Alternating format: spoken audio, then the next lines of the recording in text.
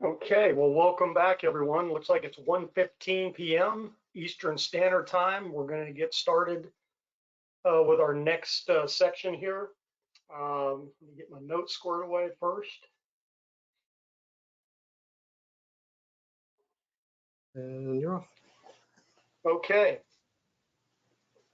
I'm all set over Hi, here. Heather. Okay, so everybody knows this next topic is going to be it's going to be covering moving and logistics, also known as Senior Enlisted Sustainment. We have with us today Chief Petty Officer Heather Hagan. She's with Fleet Forces Command, and she's going to go in depth on this topic and discuss how it may affect you and your spouse. So Heather, over to you. Okay, McPon, thanks for the introduction. I appreciate it. For everybody who's logged on, good morning, good afternoon, good evening, wherever you are. We really appreciate your participation today and the support that you're providing to your spouse. So thank you very much to everybody that's online and those that are picking up later on today and watching. We appreciate you taking the time out of your day later to catch up with us. So I am Chief Heather Hagan. I work here at U.S. Fleet Forces Command. I am a fleet readiness integrator for the fleet manning team.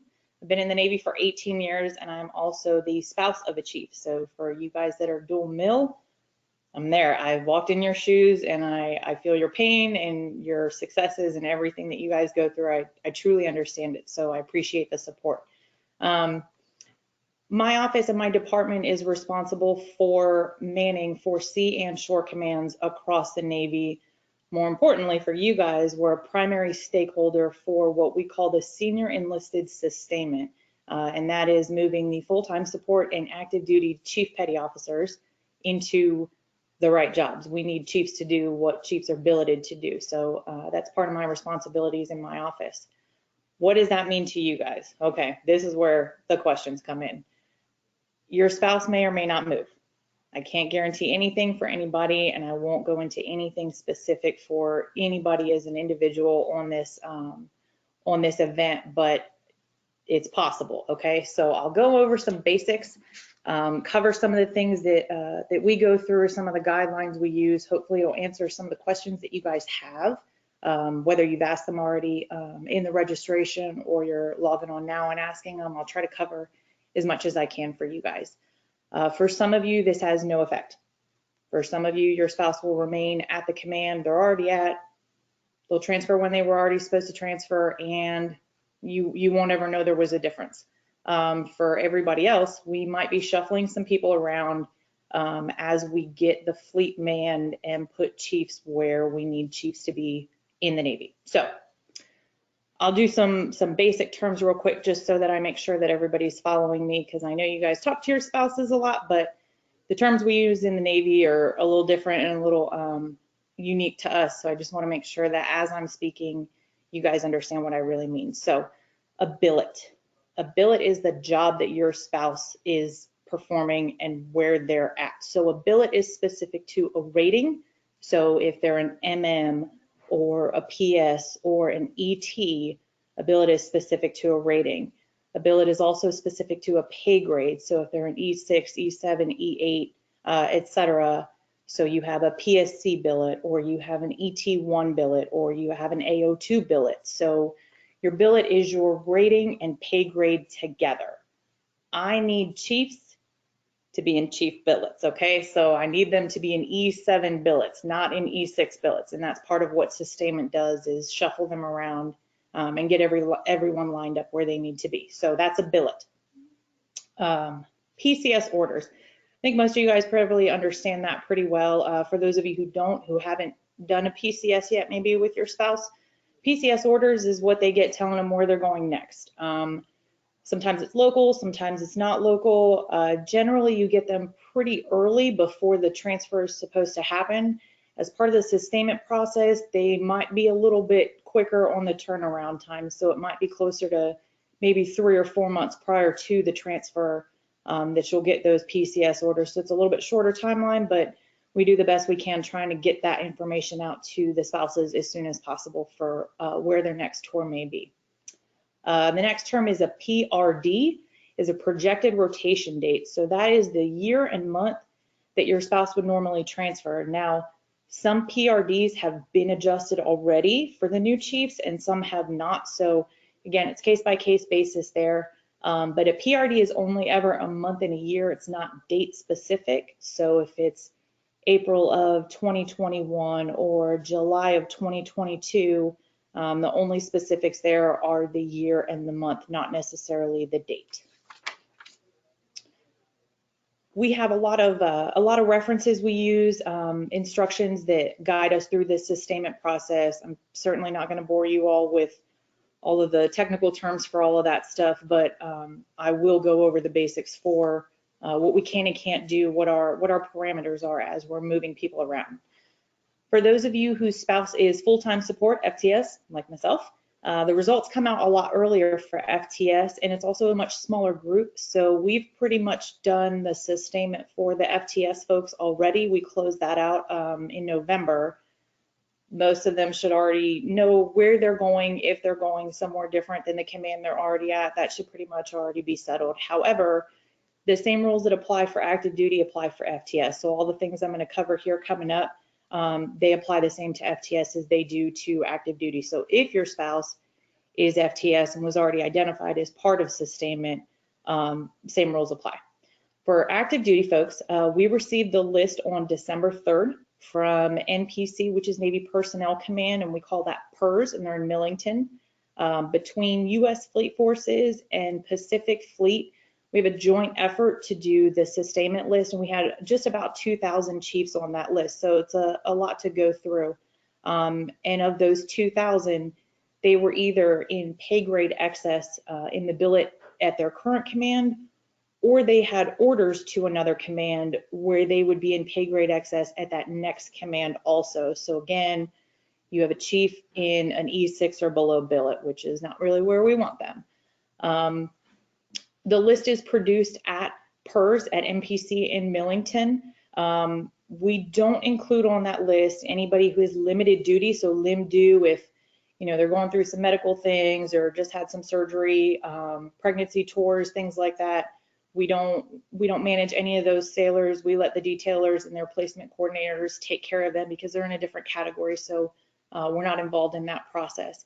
Also, any of your spouses whose PRD, again, your projected rotation date, was January of 2022 or sooner.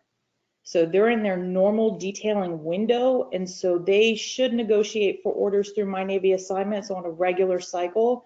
And it's possible they've already talked to their detailers and kind of gotten a heads up and gotten some information on what they can expect in that process. But again, those are strictly managed through the detailers through PERS and Millington, and we don't get into moving those people if their PRD was January 2022 or sooner.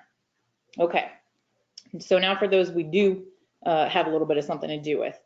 For those who already have orders but are going to a command and they are billeted, right, to an E6 or below position, we have a couple options there. If there is a billet available at that command for them to move into once they get there, then they'll just continue to track to that command and we'll align them to the appropriate billet once they check in. The next option is if there is another command in that same area, so let's say they're coming to Norfolk. If there's not a billet at the command they're already going to, but we have another command in Norfolk that they can go to, then we'll just divert them to that other command in the same geographic location. The last option is if there is no available billet at that command or in the same geographic location, it's possible we can divert them to another place. So if they're on their way to Norfolk, we don't have anything in Norfolk, but we have something in Jacksonville, we can divert them to Jacksonville. Now, that's huge, right? So that's a totally different, path than you guys might have been expecting or might have considered, right? So, excuse me. If we're going to divert your spouse and you, obviously, as well as the family, to a different location, we're going to take a lot of consideration into whether or not we should make that decision. So we need to know if your household goods have already been shipped, because if they have, then our hands are kind of tied at that point. We're not going to, have somebody that has their stuff already packed up from San Diego en route to Norfolk and say, just kidding, now you're going to Jacksonville. So contact your household goods shipment and, refigure everything out. It's not necessary to do that to someone. And so we try not to, make crazy moves at the last minute. Obviously, it disrupts a family. So if household goods have already shipped, are they a spouse colo and we need to line them up with where their spouse is going as well? Do they have an EFMP dependent and we need to make sure that they're in an approved EFMP location for, the care of their dependent or whatever. So there's a lot of parameters we have to use when we're making decisions about where we're going to send people and if we can get them to the location that they're already going to, or if we have to look somewhere else. A lot of it is needs of the Navy, and there are times when our only available options are to really change gears from what the person anticipated or where they thought they were going to start with. That's really our last option, right? So that's our last ditch effort to fill the billet if we need to.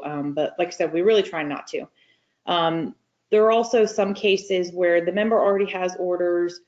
We don't have anything available. They may be able to renegotiate through their detailers, and that would be up to the detailer if they're willing to have them apply again in my Navy assignments to select a different set of orders, maybe to a different location or whatever they have available. So there are a lot of case-by-case basis decisions that we make.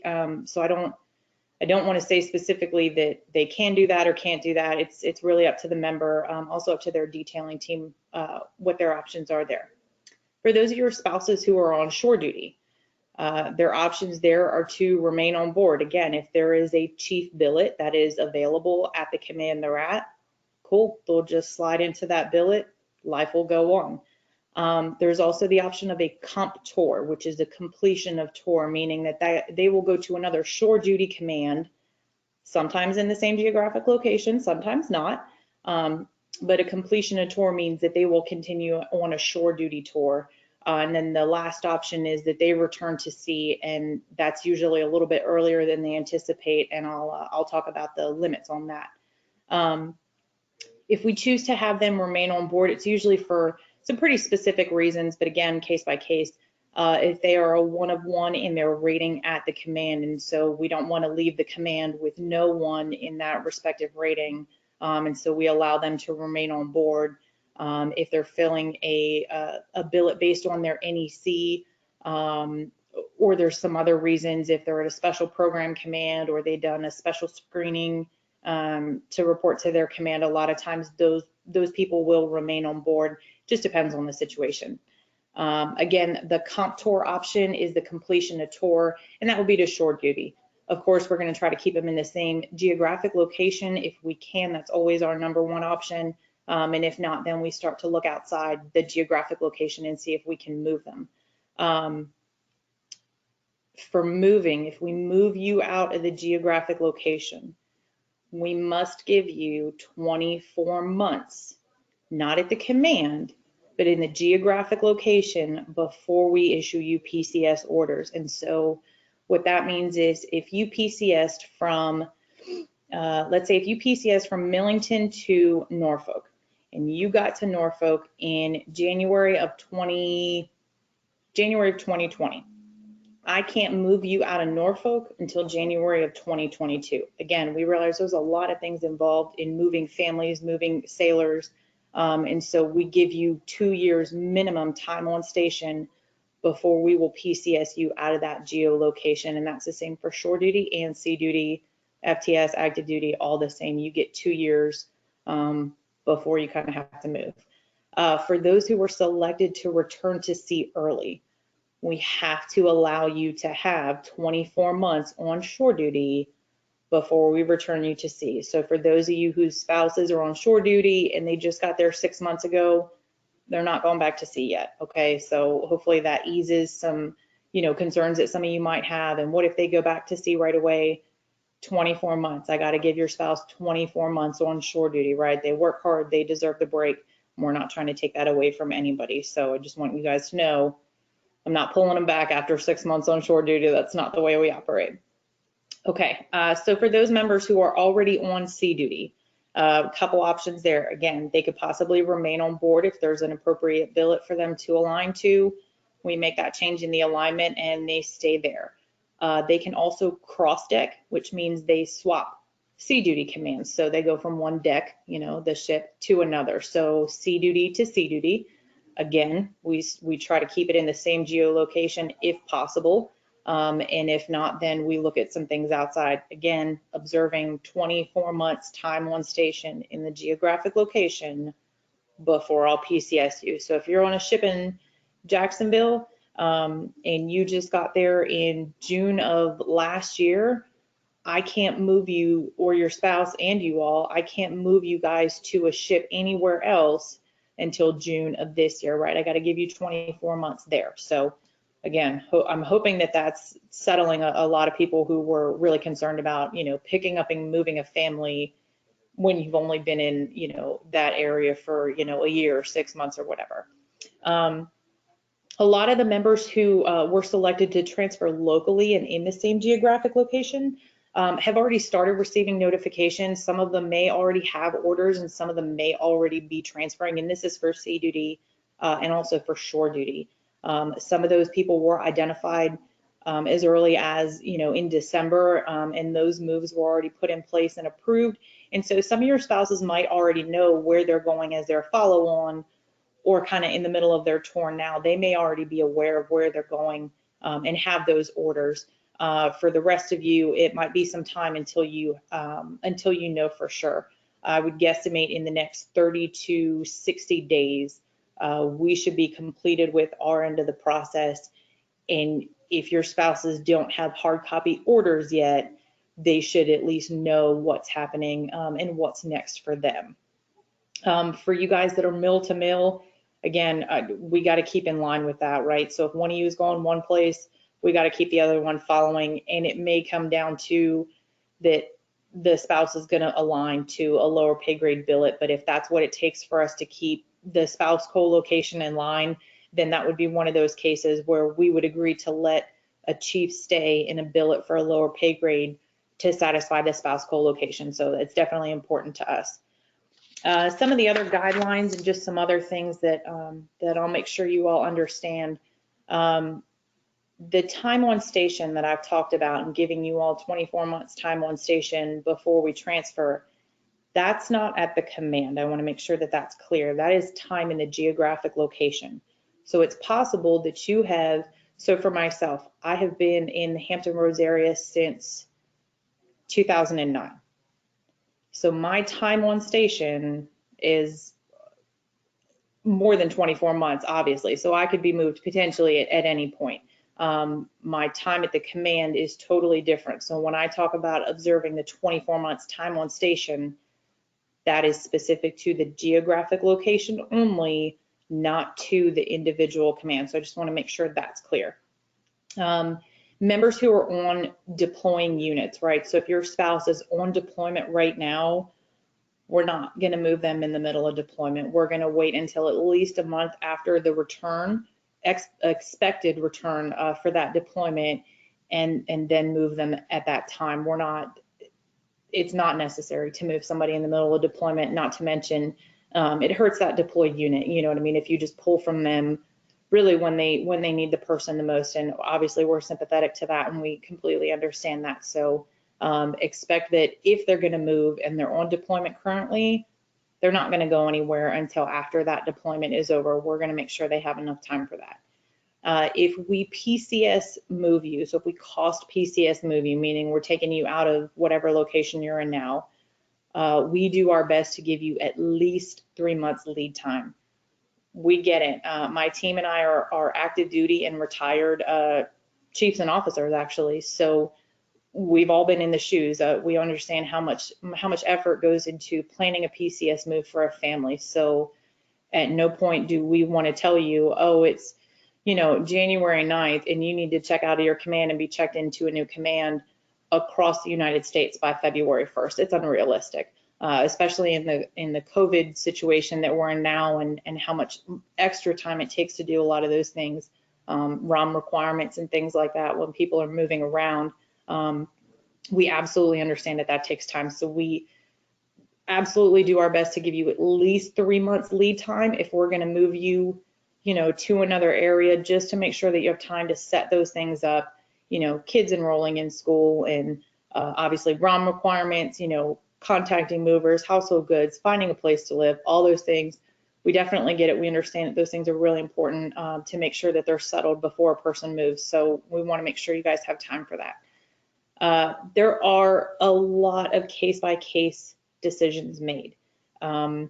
There are a lot of things that are out of my control, and there's a lot of things that we don't have the final say on at the Fleet Forces level.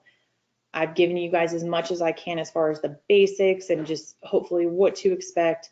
I hope that you guys are all kind of going in the right direction after this, and maybe I've eased some stress on some of you and answered the questions you maybe didn't even know you had. Hopefully you learned a few things.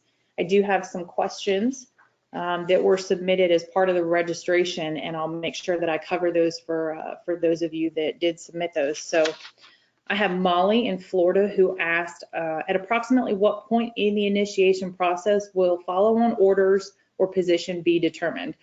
Thanks, Molly. I appreciate that. So depending on the situation, but like I said, you should know for sure within the next 30 to 60 days. It's pretty much when we're going to gear up to kind of close out all of our moves. There may be a couple moves that don't happen until later in the year, and they'll be identified now and they'll know ahead of time, but they may not move till later in the year based on the position they're taking. And if there's somebody that's already there in that position and maybe they're not leaving till a little bit later this year, then we don't really need to double up on that. We can wait and give them a little bit more time before they transfer. So I would say realistically in the next 30 to 60 days, you will know for sure where your spouse is going. Kirsten in Virginia. Hey, Virginia. Just wanted to know about the orders process. Kirsten, I hope that I gave you as much as I could here, and I hope that answered most of your questions there.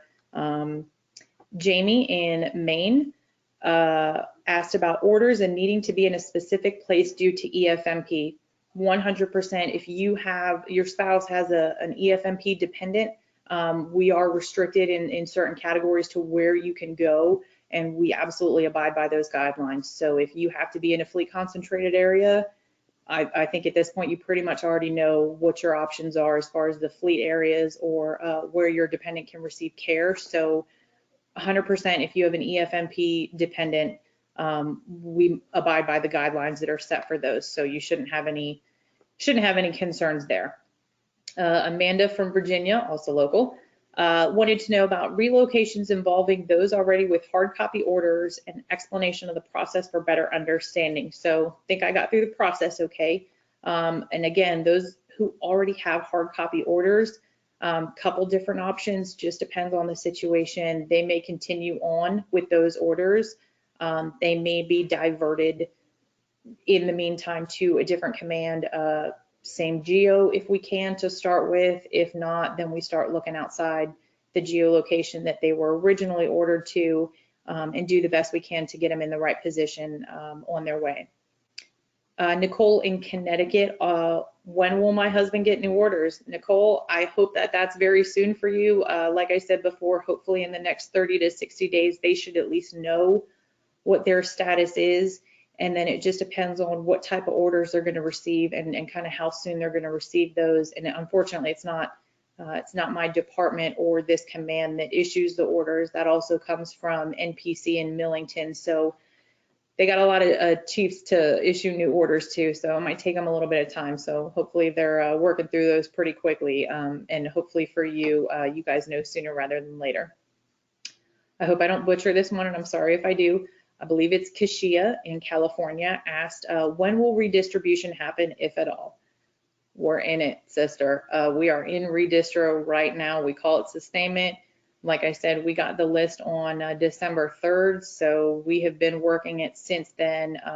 We're hoping to be done here in the next 30 to 60 days so that you all and your spouses can have a clear understanding of where you're going, what you're doing next, how to plan for it, and everything else that goes along with that, and everything you guys need to know to execute a PCS move if that's in fact what happens. So I appreciate everybody that submitted the questions. I hope I answered them okay. Again, thank you all for joining us. I really appreciate the support you're giving to your spouses. As a spouse myself and a chief, I absolutely appreciate it from both ends of the spectrum. And if there's any other questions, if you guys submit those via email to the registration email, we'll try to get those answered after the fact as well. So again, thank you all who's joining us, and back to you, McVon. Thank you, Heather. You know, I had the privilege of working at Fleet Forces Command as the Fleet Master Chief some time ago, and I know how hard and committed the team that Heather is a part of is to making sure that they do right by our service members, our sailors, and how hard they work. So thank you very much. That was a terrific brief and very informative, Heather. So we have about 5 minutes before our next program, and so the control booth is telling me that we could take a 5-minute break, and we'll be back at 1:45 p.m. Eastern Standard Time. So we'll see you back here in 5 minutes.